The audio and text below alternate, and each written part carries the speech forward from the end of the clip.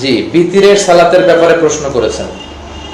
বিতিরের সালাতের ব্যাপারে সবচেয়ে বেশি বিশুদ্ধ সনদে যে হাদিসগুলো পাওয়া যায় সেগুলো হচ্ছে প্রথমে 2 রাকাত পড়ে সালাম ফিরিয়ে পরে 1 রাকাত পড়বেন। তো তাহলে আপনার সব বিতির হয়ে গেল। রাসূল সাল্লাল্লাহু আলাইহি ওয়াসাল্লাম রাতে 8 রাকাত পরে আবার 2 রাকাত পরে 1 রাকাত পড়তেন।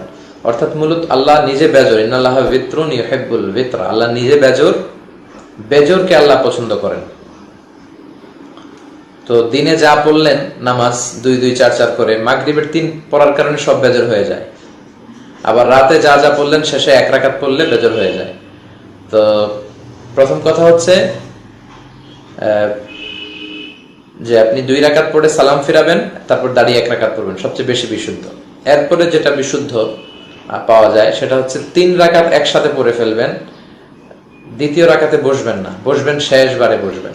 আচ্ছা, আর কুনুত কখন পড়বেন? রুকুর আগে না পড়ে? ইয়াকনুতু বাদা রুকু ক্বাবলা রুকু, দুটোই হাদিসে আছে।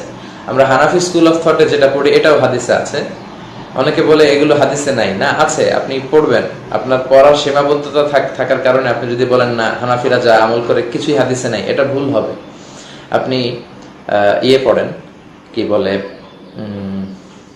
নাসবুর রয়া পড়েন, আলা তাখরিজে হিদায়া, হেদায়াত যে হাদিসগুলো এনেছে হানাফি স্কুল অফ থটের উপর, কোন হাদিসের ভিত্তিতে ওনারা মাসালা করেছেন, ইসলামবাদ করেছেন, সব আপনি পাবেন ওখানে। ক্বাবলার রুকু বাদার রুকু আছে, হাত তুলে আছে, হাত তোলা ছাড়া আছে, সবভাবে আল্লাহ রাসূল করতেন।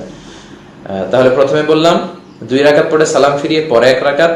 দ্বিতীয় পদ্ধতি বললাম 3 রাকাত একসাথে, বৈঠক হবে শুধু শেষের বৈঠক। আর তৃতীয় পদ্ধতি আমরা হানাফিরা যেভাবে পড়ি, মাগরিবের থেকে ভিন্ন হলেই হবে। অনেকে বলে হানাফিরা যেভাবে বিতের পরে এটা মাগরিবের চেয়ে মতো হয়ে যায়, মাগরিবের চেয়ে মত থেকে ভিন্ন হয় না। এটা কে বলেছে? মাগরিবে তো আমরা কুনুত পড়ি না, মাগরিবে তো আবার আল্লাহু আকবার বলে তাকবীর পড়ি না, হানাফিরা তো এটা পড়ে। তো এতেই কিন্তু ভিন্ন হয়ে যায়। আল্লাহ আমাদেরকে বোঝার তৌফিক দান করুন।